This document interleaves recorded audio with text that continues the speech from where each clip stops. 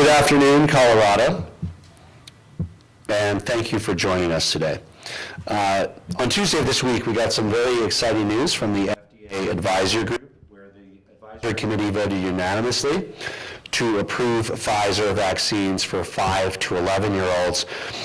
This is a group of folks across our country, a demographic that has not yet had access to protection outside of some brave volunteer heroes who volunteered for the clinical trials, and Dr. Bajaj, who oversaw some of those clinical trials, is here to talk about that experience. But we are now waiting for final approval from FDA and CDC, which we expect next week. As the father of a 10-year-old and a 7-year-old, I'm particularly grateful. I know there's a lot of relieved parents out there that their kids are only weeks away from being protected from this virus. In fact, to show the amazing degree of protection, and I'll get into these statistics a little bit later, the vaccines are even more effective the younger you are. So we currently have 11 kids between the age of 12 and 17 hospitalized in Colorado from COVID. 0 of them are vaccinated.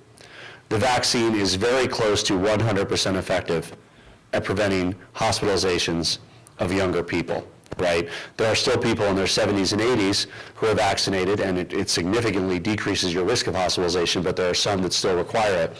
But it essentially eliminates the risk of hospitalization, very close to 100% for younger folks. So 11 people in our state, age 12 to 17, are hospitalized. It's very sad because none of them need to be hospitalized, right? If only they had gotten vaccinated, that number would be 0. There would be nobody. There are 0 people, 12 to 17, who are fully vaccinated that are hospitalized right now. Now, what we want to get into today are the plans for rolling out the vaccines for people aged 5 to 11 to their families, to their parents. We want to be where they are, a number of really innovative community partnerships with dates over the first couple of weeks of when it's available. Just as we were eagerly planning for many months before the first doses of the vaccine arrived in December of 2020, we've also invested the last several months in planning to get as many 5 to 11-year-olds vaccinated as quickly as possible. Vaccinating Colorado's younger children is really the next frontier to help end this pandemic. To be clear, it won't end the presence of coronavirus in our state. It will move from pandemic to endemic, but we are not there yet. Somebody asked me the other day, is the pandemic over? When we have 1,100 people in the hospital, the answer is no, it's not, and I'll get into those numbers in a moment. But we will enter a phase where this becomes endemic rather than pandemic, and a key part of getting there is protecting a demographic that has very little protection today, right? There's some in 5 to 11 that had COVID and might have natural immunity for some period of time, but it is a very low percentage relative to the number of older Coloradans who are protected from the highly effective vaccine. I can't wait to get my kids vaccinated. I hope every parent in Colorado does the same. We won't have to worry about our kids getting sick or our kids getting their grandparents, their aunts and uncles sick during a family dinner, or get sick themselves. Just as we did with the initial vaccination effort, this is really all hands on deck to deploy the vaccine to protect as many 5 to 11-year-olds as possible.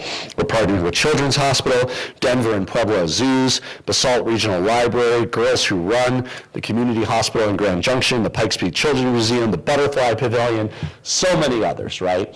School districts across the state, we've offered to every school district, if they want to offer it on-site at a school, they can collect the permission statements from parents ahead of time, and we can provide that service. They can also coordinate that with a local provider or county health, but the state is happy to do that as well. We are joined by Dr. Bajaj, the Pediatric Emergency Medicine Specialist and Chief Quality and Outcomes Officer at Children's Hospital. Dr. Bajaj had the great honor and pleasure of serving as the executive sponsor of the Pfizer clinical vaccine trials for the kids aged 5 to 11. I'm so proud of the 253 kids in Colorado and their families who stepped up and said, I want to do my part to end the pandemic and protect the lives of others. And Dr. Bajaj has also, on the other side of the coin, treated some of Colorado's youngest COVID patients, kids who were perfectly healthy, contracted COVID, and had to be hospitalized. And he has firsthand knowledge of how important this vaccine will be for our kids. We're also joined by Deanna Herrera, Deputy Director of the Division of Disease Control and Public Health Specialist. She's spearheading the plans around the rollout of 5 to 11 vaccines in Colorado, the preparations, and of course, Colorado's Chief Medical Officer, Dr. Eric France, who's been part of our COVID response from the very beginning, practicing pediatrician for 25 years. That is his background as well, is pediatric care, so he also knows how important it is to vaccinate Colorado's 5 to 11-year-olds. Before I turn it over to our experts, I want to highlight where we are with COVID in our state and then get into the plans around hospital capacity. We currently have 1,167 hospitalizations for COVID in our state. That's 24 fewer than yesterday, but we remain at a very elevated number. It's gone up several days in a row. It's been hovering at a high number. So you're not seeing 100% of the time every day it going up, but we were at a higher level of hospitalizations than we were 1 week ago and a higher level than we were 2 weeks ago. Thankfully, yesterday went down. Far too early to say whether that's the start of a trend or just a one-day blessing. I also want to highlight the amazing success of the vaccine in protecting people from hospitalization and death. So for people who are vaccinated, the average hospitalization age is 73. For people who are unvaccinated, it's 57. I also wanted to talk briefly about deaths from COVID. Nobody wants to be hospitalized for 10 days or even 3 days. It's a terrible experience, but the worst outcome is death, and that's what we want to prevent above everything else. But the vaccine is very close to 100% effective in preventing deaths in people under 40. So if you take folks that are 12 to 40 years old, in the Delta period, the period where the Delta mutation of the virus really changed the risk factors of the virus and how it spread, July through now, we have lost 31 people who are between the ages of 12 and 40. 31 Coloradans have died. Because remember, if you're not vaccinated, this virus can take you down in your prime. You can be a healthy, athletic 32-year-old, and luck of the draw, you can have a minor case, you could be hospitalized, and yes, you could die. We've lost 31 people in the last few months alone, aged 12 to 40. 30 of them were not vaccinated. So it has killed 30 Coloradans between age 12 and 40 who are unvaccinated. It's killed one who was vaccinated. He had a terminal illness anyway. He had a very medically complex case and a terminal illness. But what this shows is the vaccine is very close to 100% effective at preventing death if you're under 40. Now let's go to the next group, 41 to 59. The numbers, again, couldn't be more impressive.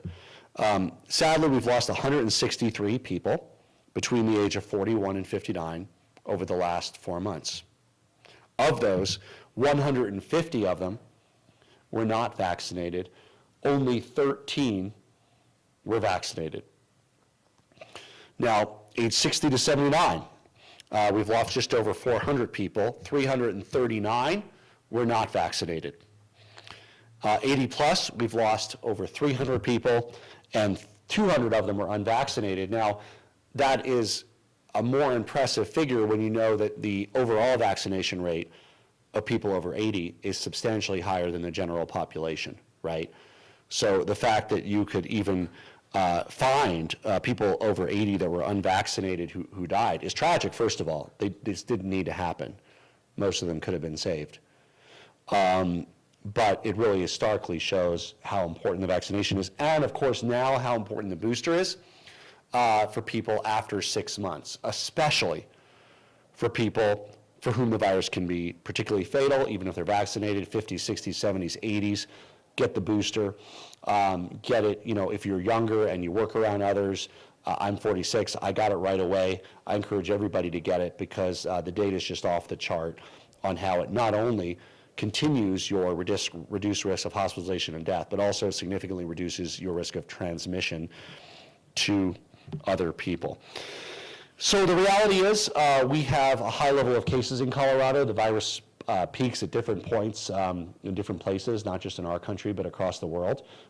It is in our region of the country experiencing a peak right now that is very challenging for our hospital capacity. So I want to go through what the tools in our toolbox are in the coming days and weeks, if needed, to be able to address to make sure that our hospitals are able to serve those in need of medical attention, whether it's COVID-19, a heart attack, or stroke.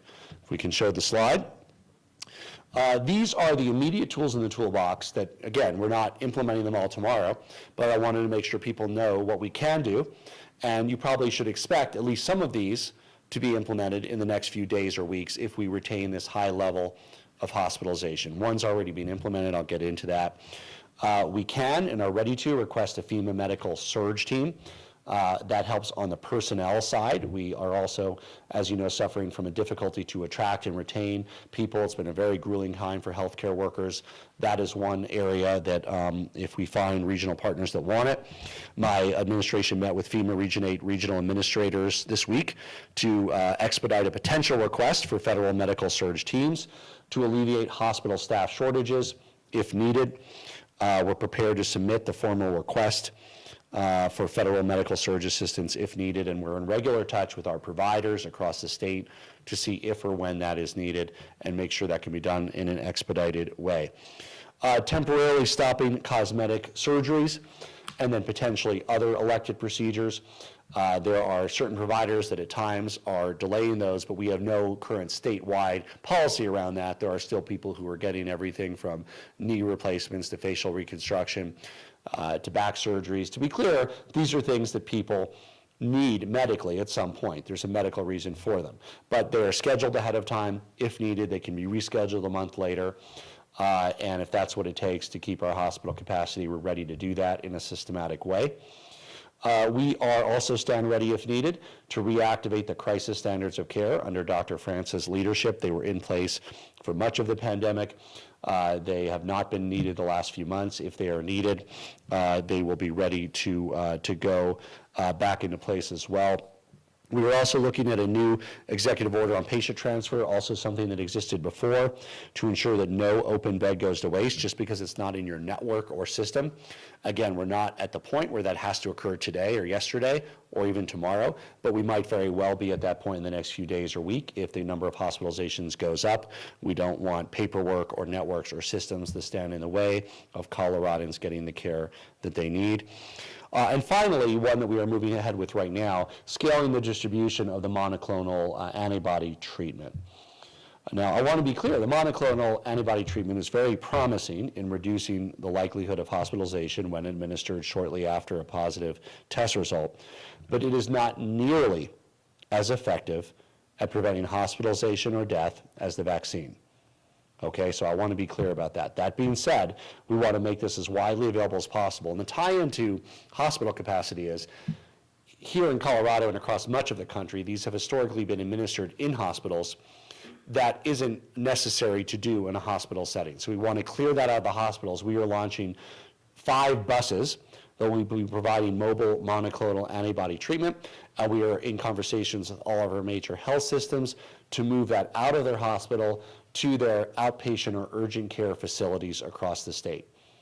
So there is no reason to use hospital capacity on monoclonal treatment. We can do it through our mobile buses and drive-in, walk-through, walk-out, and urgent care centers across our state. 2 of those buses are launching Monday that we will be providing monoclonal antibody treatments to folks shortly after, it's effective shortly after they are diagnosed with COVID-19. It is most effective at reducing the hospitalization rate and the death rate, but not nearly as much as the vaccination would have. Again, once your diagnosis is too late to get the vaccination, you can't, but you can get monoclonal antibody treatment, and we want to make that as available as possible, especially for people in their 60s, 70s, and 80s who contract COVID and are at risk. So getting back to the 5 to 11-year-olds, we are so excited by this development. The vaccine is backed by our country's leading medical experts. Over the last 19 months, we've seen children bear the brunt of the pandemic in so many ways. There are parents in our state, of course, concerned about kids wearing masks in school and the educational effect of that. The vaccination is the way out of that as more and more kids get vaccinated. There are already some schools in our state that have eased up on the high school side, knowing that most of their students are vaccinated with regard to masks. And this is an important step forward. We've never shied away from bold goals in our state, and we are continuing to focus on vaccinating people of all ages and boosters, right, walking and chewing gum at the same time. But we are setting the goal of vaccinating half of our 5 to 11-year-olds by the end of January of 2022.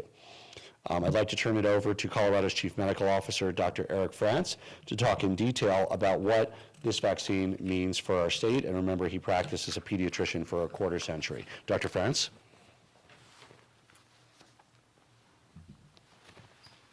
Thank you, Governor. Good afternoon. Yes, this is an exciting day for pediatricians, for families, for family medicine doctors across the country as we get ready to be able to offer vaccination to children 5 to 11 years of age. The slide we have in front of us just shows you the tracks of the incidence of disease over the last year, since January, by age category. And you'll see the orange line represents children 5 to 17 years of age. Early last winter, in January and February, students were home, there was less disease for children, but after the summer months, we find that the cases have risen dramatically. As a matter of fact, it's been a 400% increase in cases in children in August and September compared to what we were seeing in June and July. So there's a lot of need and desire to think about this group of unprotected, unvaccinated children and make sure that we've given them all the protections we can. Next slide, please. Currently, we have almost 1,200 people hospitalized with COVID in Colorado. And as you heard, between 15 and 20 per day are children. While fewer children get severe disease compared to adults, children can still get sick with the virus and spread it to other people. And some children will get sick enough to need to be hospitalized. A recent study published found that the household attack rate from being exposed to a child under 11 years of age is 25%. So children can bring home COVID from school and infect others in the home. That may be a parent or a grandparent who then may be at risk for hospitalization, particularly if that parent or adult is unvaccinated. Vaccines are the strongest layer of protection that we can offer children against COVID-19 and other respiratory illnesses. Vaccinating children will help keep them healthy, help them stay in school, and help make sure they don't spread the virus to members of their family. Getting both COVID and flu vaccines this season, including COVID boosters for those who are due, will help make sure we preserve our state's hospital capacity while keeping our loved ones safe. Next slide, please. Thankfully, the COVID vaccine is safe and works extremely well to keep children healthy. In clinical trials that we'll hear about more from Dr. Bajaj, Pfizer's vaccine for 5 to 11-year-olds showed to be about 91% effective in preventing infection and 100% effective at preventing severe illness. For 12 to 17-year-olds, the vaccine also works extremely well to prevent severe illness. Like Pfizer's vaccine for adolescents and adults, the vaccine for 5 to 11-year-old children is a 2-dose series. Kids will need a second dose 3 weeks after their first. Because younger children have different health needs than adolescents, the vaccine for 5 to 11-year-olds uses a different dosage than the one that already authorized for people 12 and older. It's 1/3 of the dose of the Pfizer vaccine that's been available since this last December. This smaller dose helps make sure that the younger children can be safely protected from COVID-19. Like the Pfizer vaccine for adults and adolescents, the pediatric Pfizer vaccine uses well-researched mRNA technology to help the body build immunity. And the data shows it's safe.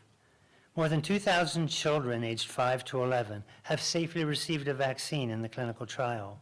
Younger children had about the same side effects as teens and adults, including tiredness, headache, chills. In clinical trials, younger children tended to have milder side effects than people over 12. Most side effects are mild and go away on their own in a day or two. We have fought deadly diseases with childhood vaccines for decades. Now we have the opportunity to protect younger children from COVID the same way. Making sure children are vaccinated against COVID will help keep communities throughout Colorado safe and healthy. Back to you, Governor. Diana Herrera has been our lead on a lot of the community partnerships that we formed with Denver Zoo, Pueblo Zoo, Boys and Girls Clubs, school districts, children's museums across our state. And it's that infrastructure and partnership that we're utilizing to help make sure the vaccine is widely available quickly to parents of kids that are 5 to 11 years old. To learn more about these efforts, I'll turn it over to Diana Herrera, Deputy Director of the Division of Disease Control and Public Health Response. Diana?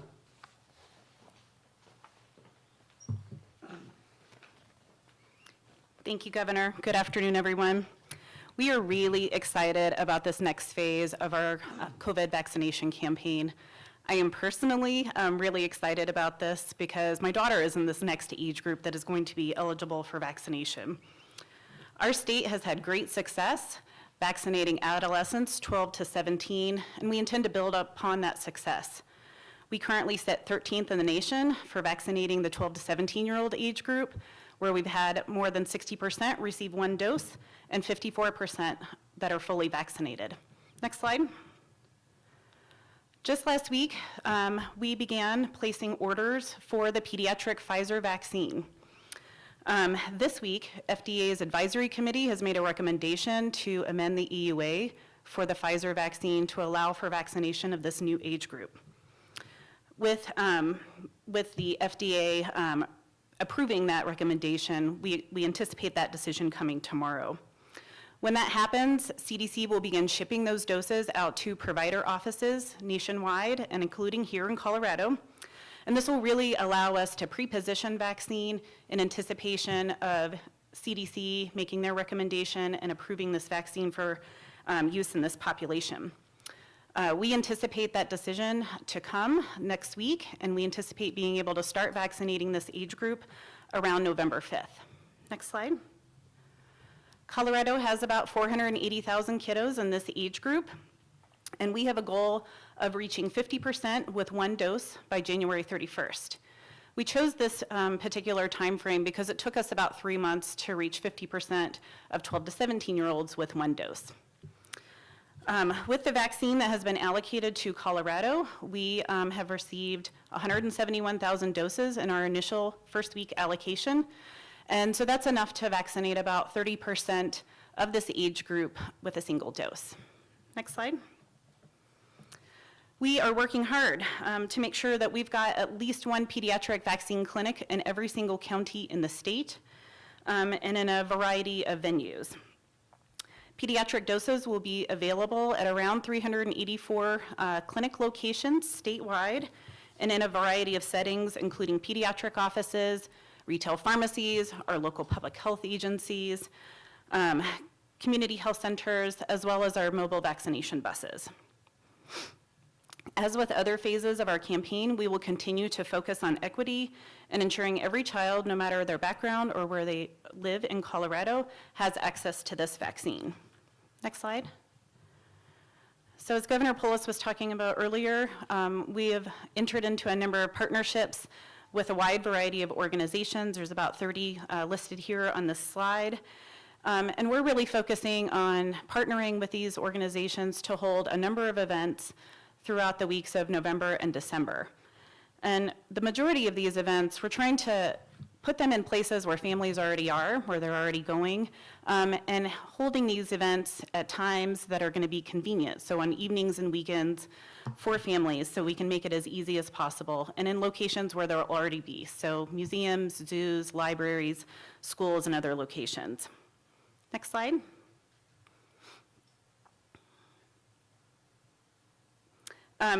Okay. So we have worked on scheduling a number of these events already. We are in the process of finalizing dates and times for other locations as well.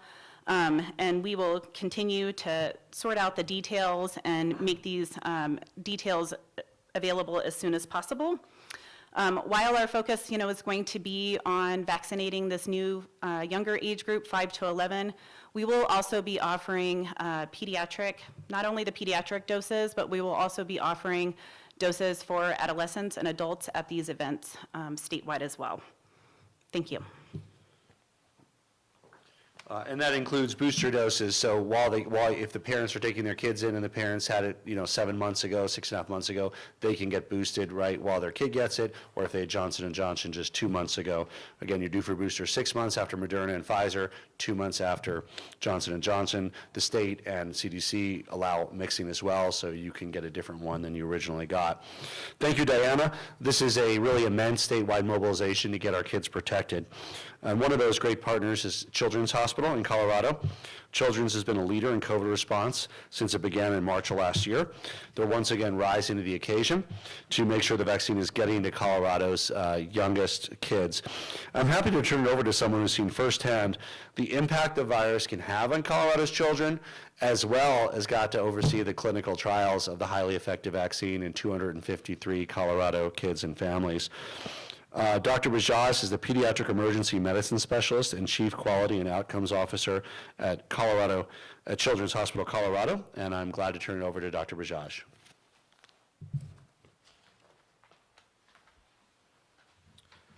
Thank you, Governor. Thank you all for this opportunity to be here with you today. As you all know, Children's Hospital Colorado has been a strong partner throughout this pandemic, and we are very excited to be entering this next phase as we help to vaccinate as many kids ages 5 to 11 as possible. As we've heard, there's nearly 500,000 children in this age group in the state of Colorado, and now we have a vaccine that has been shown to prevent serious COVID illness for the vast majority of our populace. I am a pediatric emergency room physician and the Chief Quality and Outcomes Officer for Children's Hospital Colorado. And I've treated numerous children and families who have come into the emergency department with difficulty breathing and other complications of COVID infection. The emergence of the highly contagious Delta variant brought even more children into our hospital, and it became even more apparent that COVID can be serious in kids.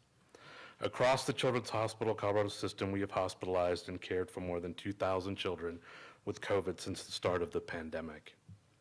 I have cared for children who needed treatment in our intensive care units, and then needed intense follow-up to ensure that they could return safely to their normal activities. We've worked closely with our physicians and scientists to create evidence-based pathways and treatment protocols to best care for these kids. Additionally, the mental health crisis that is occurring in far too many of Colorado's kids has really created an added burden, not only for these families, but for the healthcare system. The collective stress, anxiety, social isolation, and grief has been overwhelming and has really taken a toll. Our children have really been hit hard. And as parents and adults, we owe it to them to do everything we can to work together to end this pandemic. The upcoming EUA approval of this Pfizer vaccine for all kids ages 5 and above is hopeful, encouraging news to this group of kids and their families in Colorado and across our nation. It's important for our community to know that hospitals across Colorado, including Children's Hospital, are unusually busy right now. We're seeing high numbers of kids with respiratory illnesses caused by not only COVID, but respiratory syncytial virus, or RSV, and many other viruses that are circulating. Along with this surge, we're seeing that mental health surge as well. Influenza is likely right around the corner, which will put even more stress on our hospitals, and I really urge everyone to get their children vaccinated for COVID, the influenza, and to make sure your kids don't fall behind on their regularly scheduled vaccines like MMR, which helps prevent measles. The COVID vaccine offers protection from COVID infection and related complications, such as severe disease, hospitalization, the risk of prolonged COVID, as well as MIS-C, or the multi-system inflammatory syndrome in children that has caused serious illness in those kids after being infected with COVID. As an ER doctor and a father, I would hate to have another child suffer from a disease that we know we can minimize or prevent with a safe vaccine. The vaccine is also going to allow children to play a part in protecting their elderly family members and others around them who may have weakened immune systems from conditions like cancer. 2 weeks ago, the American Academy of Pediatrics and Children's Hospital Association declared a nationwide youth mental health crisis. This echoes the declaration made by Children's Hospital Colorado in May of this year. The biggest contributor to increased anxiety, Depression and suicidal ideation is uncertainty and the feelings of hopelessness and social isolation. As more children receive the COVID vaccine, the higher the likelihood that life can return to normal. There will be more opportunities for kids to socialize, gather together, which is critical for normal development and physical and mental health. Since mid-2021, Children's Hospital Colorado has been involved in research to determine the vaccine's safety and efficacy in this age group. Children's Hospital Colorado was the largest clinical trial site in Pfizer's worldwide pediatric COVID vaccine trial. Parents of more than 5,000 Colorado children signed up to be considered for the study, which ultimately enrolled 253 participants. One of our main goals was to mirror the diverse population of our state's kids, and we were able to achieve that goal. We also had children with varying conditions from asthma to cystic fibrosis to autism. I had the honor of being the executive sponsor of this trial at our site, and I feel very confident in the integrity and safety of the trial and of this vaccine. I was also able to witness some of the excited and heroic kids and grateful parents who showed up for their trial appointments. Some kids skipped into clinic. One walked in wearing a lab coat and holding an mRNA book all about mRNA and other aspects of genetics. Others wanted to overcome their fear of needles to help their family, friends, and community. And many kids wanted to return to sports, have a sleepover, or see their grandparents this holiday season. Regardless of their desire to get vaccinated, all of these children and families understood the importance of their contribution to science and history and the value of this vaccine. For these kids and all the kids who want to return to normal, Children's Hospital Colorado is excited to partner with Governor Polis and the state to offer many opportunities for children and families to receive this vaccine. Children's Hospital will be hosting 4 ongoing vaccine clinics run by this Colorado State Health Department. While we await official approval of the EUA for children, we will be working closely with the state to make sure we're ready to vaccinate as many kids as possible ahead of this holiday season. Please pay special attention to the dates, times, and locations provided by CDPHE on their website. This has been a stressful time for parents, for healthcare providers, caregivers, and kids. We've all had to keep up with evolving health guidance and the pandemic's impacts on school, social activities, and everyday life. For those parents or caregivers who have questions or concerns, I encourage you to speak to your pediatrician or family doctor about the COVID vaccine. They can address your questions and help you make the best decisions for your family. We also have multiple parent resources on the safety and efficacy of the vaccines, including frequently asked questions on our website at childrenscolorado.org. Children's Hospital Colorado is honored to play our part in helping deliver the COVID vaccine to our patients and families and local communities. And we look forward to seeing many of you at our upcoming vaccine clinics. Thank you. Thank you, Dr. Brazaj. This remains a pandemic of the unvaccinated. Look, and if you're under 40 and you haven't been vaccinated yet, just look at the data. This is a deadly virus to you now. You're really rolling the dice if you get it. It's killed perfectly healthy 22-year-olds, 32-year-olds, 40-year-olds. And when you get vaccinated, it essentially eliminates your risk of death from this virus. And that's what the data shows in Colorado and nationally. If you're in your 40s or 50s, you significantly reduce your risk by well over 90% if you get vaccinated to protect yourself from dying from this virus. And if you're in your 70s or 80s, look, this virus can be deadly to you, even if you are vaccinated, but it significantly reduces your risk of hospitalization and death if you remain unvaccinated. It also highlights the need, especially for people in their 60s, 70s, and 80s, to get your booster after 6 months to increase that level of protection. The data is off the charts on how well and important the booster is especially for older Coloradans, but it adds level of protection for people of all ages. After 2 months, if you got Johnson & Johnson, please get a booster, Moderna or Pfizer. If you got Moderna or Pfizer 6 months ago, please get a booster dose to protect yourself. Throughout this pandemic, I've just been struck by the way Coloradans have stepped up to take care of one another.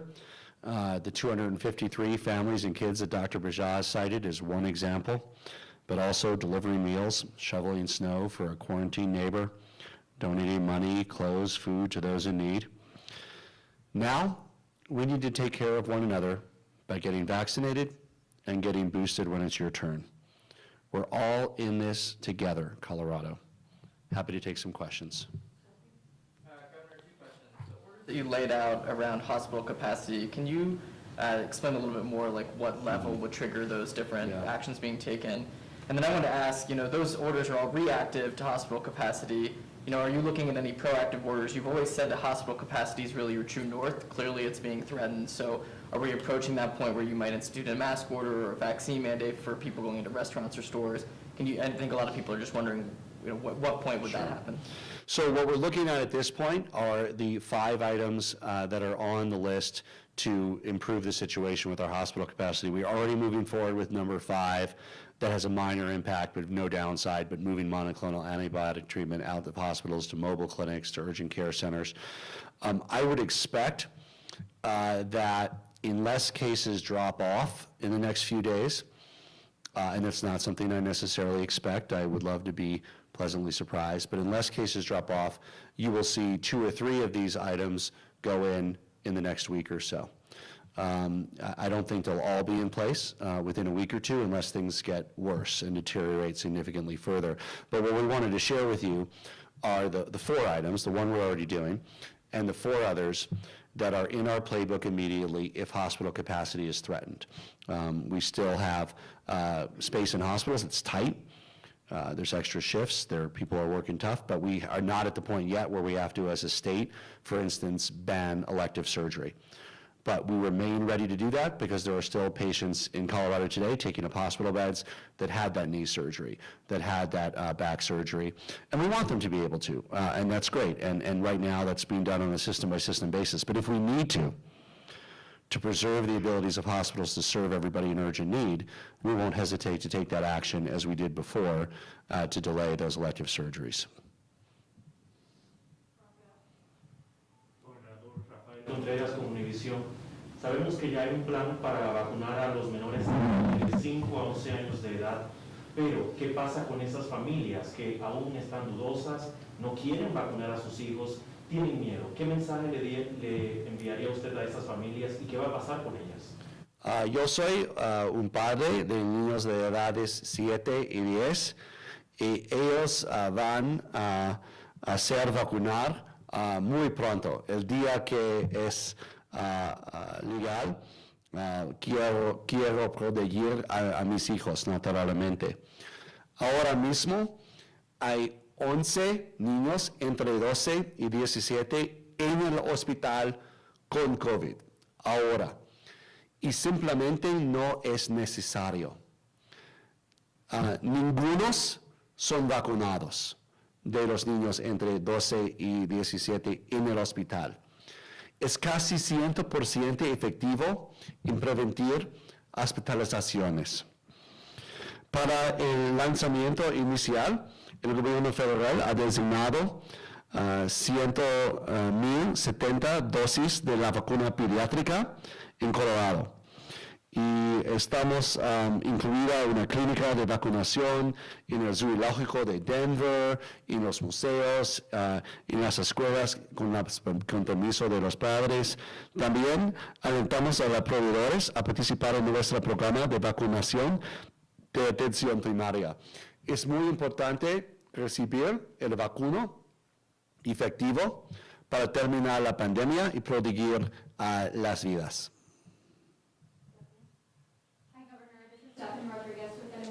Just a follow-up question en español. ¿Cuál es el plan? ¿Cuándo se iniciarán a administrar estas vacunas? ¿Y dónde pueden ir los padres a que reciban esta vacuna a sus hijos? Sí.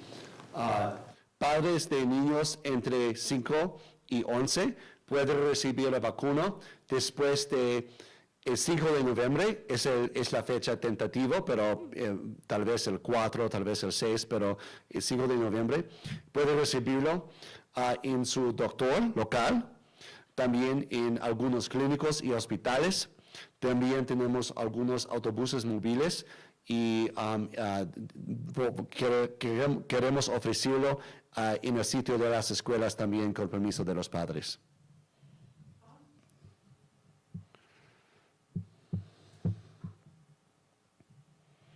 Governor Polis, hi, Sarah Flower with KSUT, Four Corners Public Radio.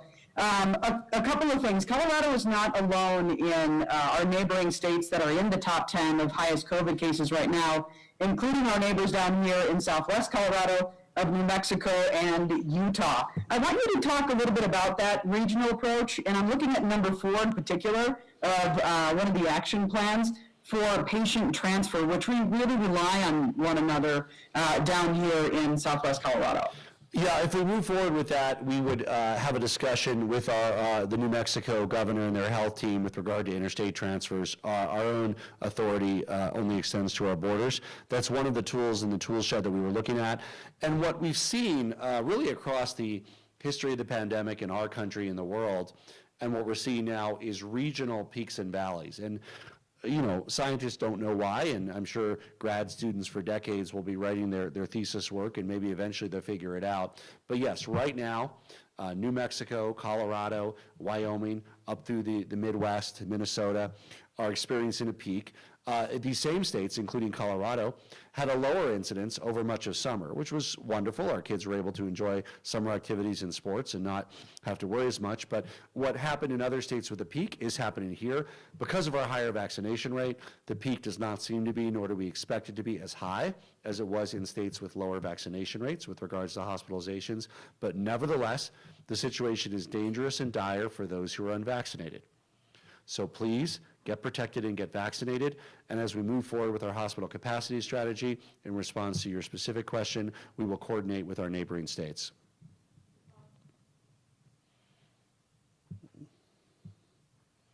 Hello, this is Meg Wingeter from the Denver Post. I have 2 questions. I wanted to clarify with that transfer executive order how that would be different from what the hospitals are doing now with the current transfer center. And also crisis standards of care, you said about bringing those back, Yeah. but my understanding was those were only used for protective equipment. So are we looking at crisis standards of care for in terms of who gets what types of care, or what exactly do you mean there? Yeah, I'll turn it over to Dr. France. Are you able to do the first one too, Dr. France, on the transfers? I believe it was mostly in-network issues. Yeah, so I'll turn it over to him. I would just say we had the crisis standards of care for a big part of the pandemic. That's under Dr. France's authority, and I'll see if he turn over both questions to him. Thank you. Yes. Yeah, the Crisis Standards of Care Plan that posted on our website was updated this last year, March and April 2020, and it has a variety of different components that provides a framework for hospital systems and care delivery organizations about how they can operate during a time of crisis. That includes a hospital crisis standard, which talks about how to potentially triage patients to a rare number of ventilators or ICU beds. We have one on staffing that provides advice on how to use scarce staffing in a crisis period of time. There's one on EMS transport, another on PPE, another on behavioral health, and another on advanced directives. And so I'll be reviewing those and working with hospital systems to determine when it's time to actually activate them again. We did have a number of them activated last fall.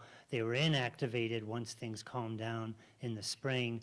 And seeing the stress on hospital systems, certainly the staffing crisis standard of care is likely to be activated, and the hospital standard of care, where we look at principles by which hospitals can make decisions on triaging patients and using scarce resources, is another one that we'll consider.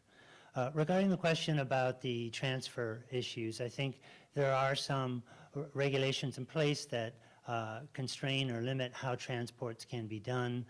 Sometimes one hospital network system will be transporting only within its network system and not into another. So we'll be needing to look more closely at that. The goal, of course, is to be sure that all beds are being used appropriately. When someone's ready to be transferred out of a hospital but isn't ready to be at their nursing home or their home, should they be moved to another hospital for a short period of time and freeing up the first bed for someone who needs it more acutely? That's what we'll be looking through with these regulatory changes.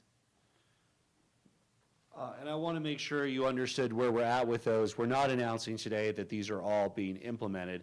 Number 5, moving monoclonal antibiotic treatment out of hospitals is happening. 2 buses start Monday. We're going to go up to 5 buses moving into urgent care facilities. We will monitor the need for the other 4 on a day-to-day basis, but I would expect that unless there is a precipitous drop in hospitalization, some of those other 4 will be implemented in the coming days or weeks. Hi, Governor Seth of the Gazette.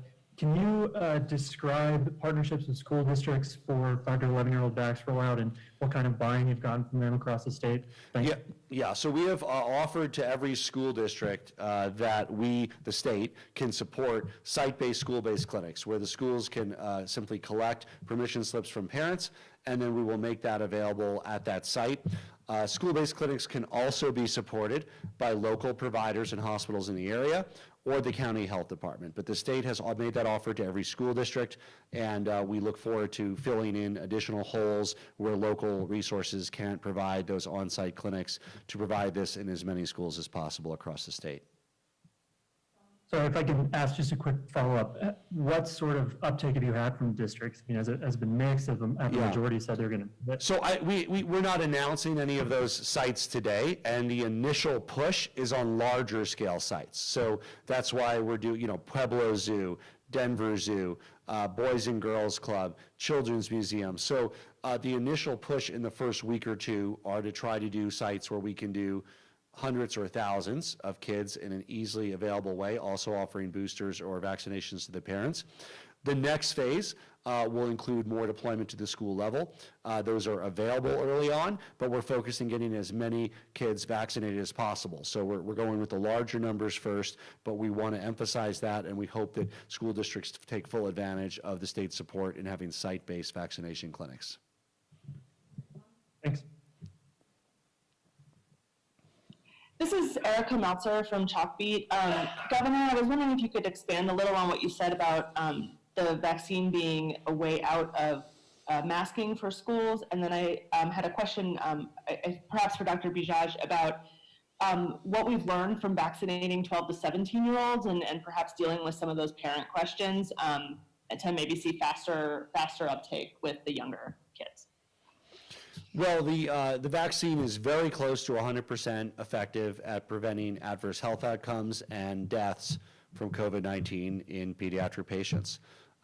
It's almost 100% effective in preventing deaths if you're under 40. In Colorado, very close to 100% effective in preventing deaths if you're under 40 if you're vaccinated. So as more and more children are vaccinated, there's the opportunity for school districts to reassess their balance between the other mitigation measures they're taking, given their new level of protection in their environment. I expect that many school districts are eager to do that. They're eager to get kids protected, and they're also eager to move forward with a more normal learning environment. Who was your second one for? Was it Dr. Bijaj? Yeah, go ahead. Thank you. My question was lessons learned from the earlier effort that would be helpful here to get faster up. Absolutely. So the 12 to 17-year-old age group we have now achieved over 50% of those kids vaccinated, and we've learned quite a bit. We've learned they tolerate the vaccine quite well, and as Governor Polis mentioned, they have slightly lower rates of acute side effects than the older population does. There are some very, very, very rare side effects that we have taken care of, including I have taken care of in the emergency department. There's been a lot of press around what's called myocarditis or inflammation around the heart, also pericarditis, which is around the heart, myocarditis, the heart itself, and extremely, extremely mild, and all those kids have recovered in 1 to 2 days. And I would mention that the frequency of that outcome is so incredibly rare as compared to what we see with natural COVID infection, where those kids get, especially in the context of MISC, their hearts get very, very sick.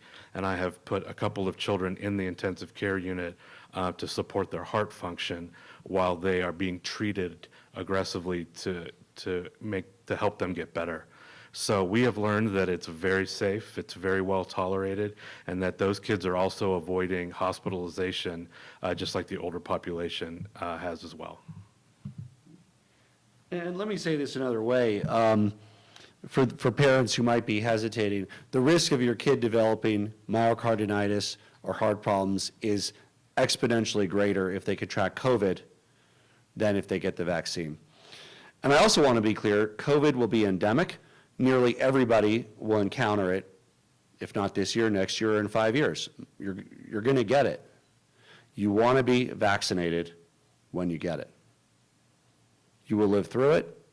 If you are young and healthy, you will very likely not require hospitalization. So every single condition is significantly reduced in risk if you are vaccinated.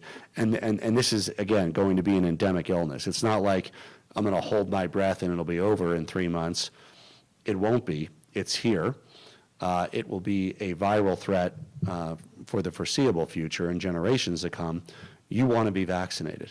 You really do.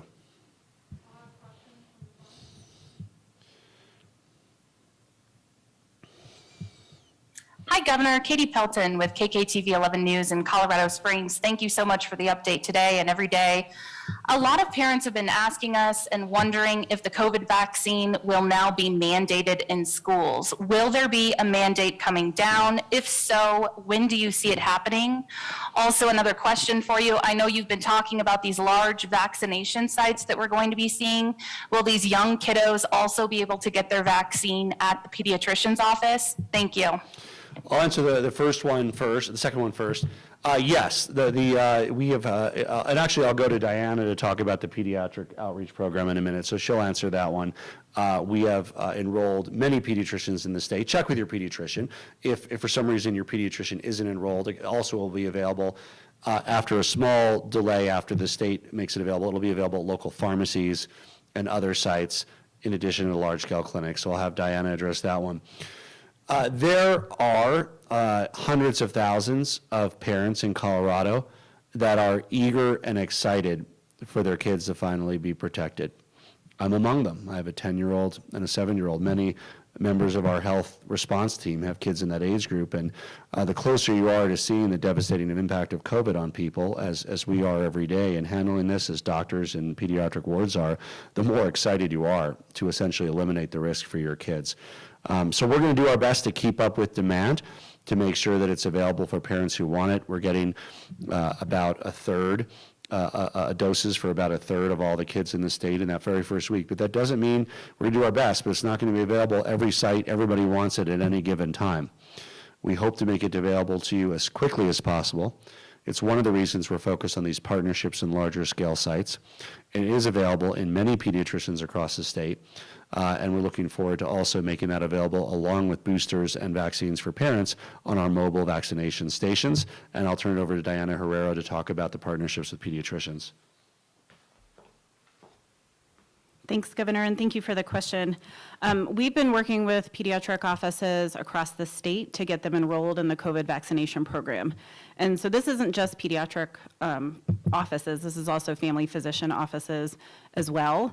We've got a number, around 150 or so pharmacy locations that will have this pediatric Pfizer vaccine available.